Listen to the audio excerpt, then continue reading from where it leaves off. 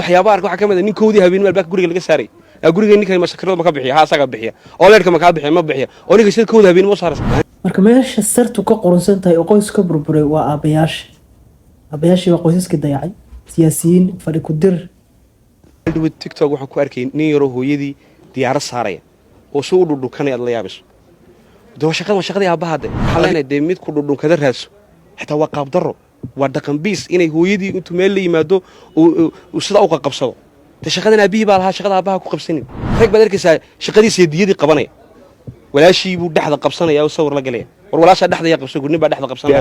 inuu dhaado ilaa guursan maayo ilaa hooyadan xajka geeyo waxaan leenahay aabaha baa geenay oo adigu inan kala ku sugaysa dhaqaaqde abdaaci saalax wax badan baa isaga khaldan wuxuu sax isleeyahay waxna waa khaldayaa sanad kora mar baan ka hadlay taasoo kale intuu isagii mid kale oo kala daran gabdho la doodayay marka abu saalax waxa isaga khaldan horta sax in burburka qoysku jiro sax inay hooyooyinka dhiban yihiin laakiin ninkan uu leeyahay hooyada guri ma gadi kadid iyo xajka ma geyn kadid iyo aabihii meeyay hooyada xajka geyn lahaa guri geyn lahaa soo wax dayacay aabihii ma waxaan xasuustaa markaan dhalinyarada ahayn 20 jiradii iyo wixii ka hooseeyay oo aan kubadda ciyaari jiray ilaa 25 dhalinyaro oo isku naadi aan ahayn 25kaas nin dhalinyarada ah 3 nin mise 4 nin baa aabahood garanayn ilaa haddana waa yani saaxiibaanna 3 iyo 4 nin baan waxaan garanaynay aabahood inta kale hooyooyinkood nin walba iskool hadday tagto hooyadiisa geynaysay meel kasta hooyadiisa daba socotay guriga hooyadiisa ugu tagaynay ma aan arki jirin aabel sheegaa hooyaa soo wada kursi ma anaga waxa weeye maama iskoolka nageyn jiray marka dhowr 20 dhalinyarada ah oo 4 iyo 3 kamida maaha inta kale ay hooyo dabada ka wado oo hooyo waxbarashada ka bixinayso oo hooyo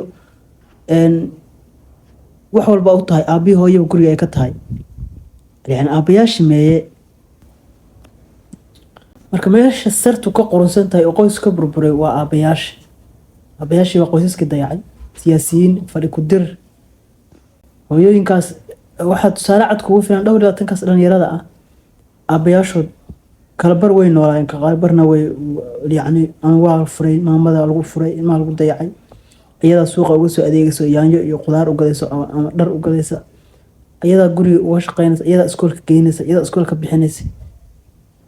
waxaas meesha sartu ka qoransan tahay wixii burbur inuu jiro qoyskii waa sax laakiin meesha sartu ka qoransan tahay inaad waxa weeye aadid weeye waana aabayaash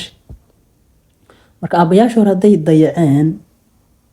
inaad aadid weeye war kuwiinaan hadda jooga dhalinyarada ah qoysaskiina iyo ciyaalkiina hadda dayacinana idinku hadday aabayaashin dayaceen maahan inaad dumarkiisa ugu meeristid 30 sano u dambeeyay waxa dalkan samata bixiyay oo dhalinyaradan soo saaray waxbarasho ka bixinayay oo bacadka u fadhiyay waa hooyo hadduu hooyadiisa u soo gashay oo yani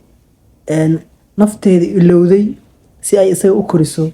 waxaad geyn waayo oo guri u dhisi waayo oo shumin waayo yani muxuu sameynayaa oo kale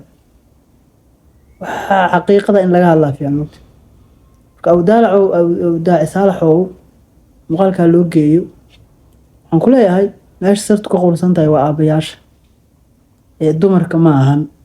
dumar baa wax cayriyey iyo dumar baa la dhunkaday iyo waxaas inta ka baxdid meesha sartu ka qorsan tahay waa ragga raggiina hore haddaa wax dayacdeen dhalinyaradiinaan